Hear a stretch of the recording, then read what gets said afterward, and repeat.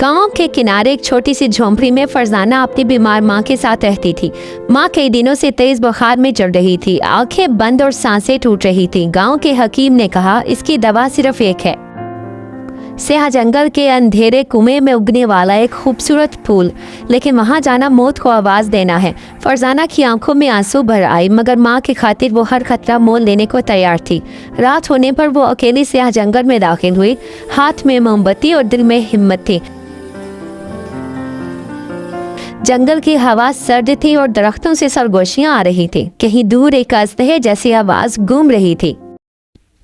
आखिरकार वो इस जगह पर पहुंची जहां पर अंधेरा कुआं था, लेकिन वो हैरान रह गई।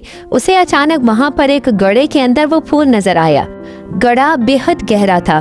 फरजाना ने बगैर सोचे उस गड्ढे में छलांग लगा दी, मगर नीचे जाकर वो हैरान रह गई। वो किसी खौफनाक जगह पर नहीं, बल्कि पुरअसरार ज़ेरे ज़मीन बाग में खड़ी थी।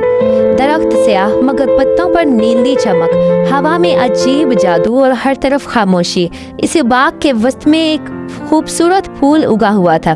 फरजाना ने जैसे ही उस फूल को तोड़ने के लिए हाथ बढ़ाया, अचानक हवा में जंजीरों की आवाज़ गूंजी। एक कोने में कोई हल्का सा रोने लगा। फरजाना ने आगे बढ़कर देखा, वहाँ एक कैदी परी जंजीरों में बंद थी। इसके परों पर धूल जमी हुई थी और चेहरे पर तकलीफ के निशान थे। परी ने कमज़ोर आवाज़ में कहा, बराए मेहरबानी मुझे बचा लो, ये फूल सिर्फ मेरे जख्म खोल सकता है। सदियों से कैद में हूँ, कोई मेरी मदद नहीं करता। फरजाना के कदम रुक गए। एक तरफ इसकी मरने जैसी हालत में माँ और दूसरी तरफ ये बेबस परी। फरजाना का दिल तड़प उठा। इसने फूल को देखा और फिर परी की आंखों को, और आहिस्ता से कहा, मेरी माँ कहती थी दूसरों को बचाने वाला कभी खाली हाथ नहीं रहता। मैं ये फूल तुम्हें देती हूँ। परी हैरान रह गई। फरजाना ने फूल परी के जख्मों पर रखे और अगले ही लम्हे फूल एक रोशन रोशनी में बदल गया। जंजीरें खुद ब खुद टूट गई और परी के पर फिर से चमक उठे। परी ने आसमान की तरफ देखकर जोरदार चीख मारी और पूरा बाग और रोशन हो गया। परी ने फरजाना के हाथ थाम दिए और कहा, तुमने अपनी माँ के लिए अपनी उम्मीद कुर्बान कर दी, लेकिन अब मैं आज़ाद हूँ और मैं कभी किसी का एहसान नहीं भूलती। फिर इसने फरजाना की पेशानी पर हाथ रखा और एक नर्म सी रोशनी इसके जिस्म में उतरी। परी मुस्कुराई, अब घर चली जाओ, तुम्हारी माँ की दवा तुम्हारे दिल में है, फूल में नहीं।